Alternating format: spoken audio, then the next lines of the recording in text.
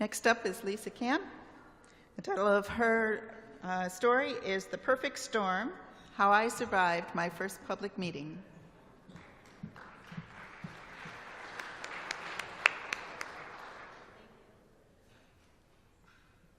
Well, I guess Janet also had this as a theme. My experience was pretty intense, and I've learned a lot since then, so I'm going to go back in time to the 1990s, and it's my first big public meeting as a risk assessor.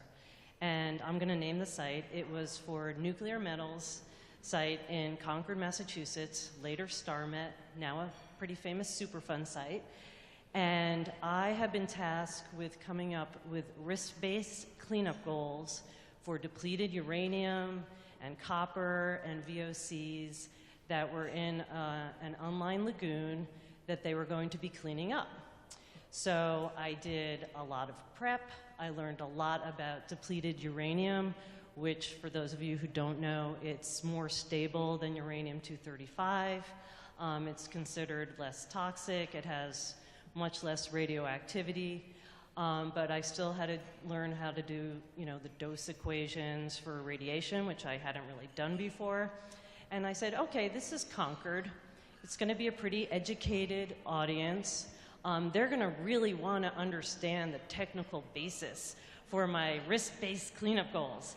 So mistake one. Oh, and by the way, I was 8 months pregnant, and I was like sweaty all the time. It was not good. So my first mistake was I made 30 slides, which nobody needs to see that much risk assessment in any setting. And I said, the second mistake was that I thought I was going to a meeting where I was going to explain to people how they too could derive risk-based cleanup goals. And my third mistake was that I thought they were going to like that the word risk was in my title. But actually, they said, risk? We want zero. We don't want any risk. I was like, uh-oh, okay. And then my fourth mistake was that I didn't say, could you let me go through my slides and then ask your questions? All right, so a lot of rookie errors. So I start going through my slides. I made it through 1.5 slides. And all of a sudden, someone stands up, and I'm like, okay, a question. And he says, would you let your unborn baby eat this dirt?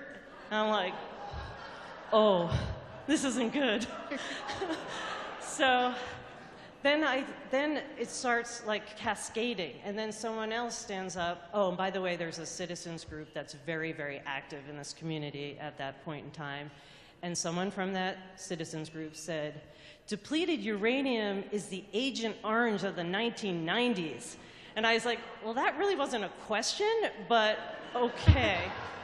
So then I started getting lectured on how depleted uranium was actually worse than regular uranium. And I said, well, I'm not a nuclear physicist. And that's when someone stood up in the audience and said, but I am. And I was like, are you kidding me? Like, this can't be happening.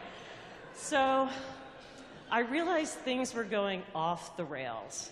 I went through 27 slides in about 4 minutes flat, just like, and then we sort of talked about this, and I just wanted to make it through, and I made it to the last slide, which was sort of the punchline of, so here are the levels that, are the remedial objectives, and then I just opened it up for, quote, questions. And I realized, I had my epiphany that these people wanted a chance to have a platform to describe their fears, their concerns, and I needed to have a discussion with them. And unlike Janet was just saying, I didn't really understand that that's what my audience wanted. And so that went on for a while, and then the meeting was over, and a bunch of people came up to me after the meeting who were in the audience, and they said, you did a really nice job. And I was like, okay, I feel pretty bad, but And I realized that I had given them that voice and that it is about connecting with the people. And the other thing I learned is if you're going to have a big public meeting like that, if you can meet with the stakeholder groups in advance and get a sense of what are their issues and their concerns, you might not be able to address them all. They might not be feasible. They might not be technical. They usually aren't. But again, just having that one-on-one and that dialogue. And so I think that's the key part that I've learned about risk communication under the MCP.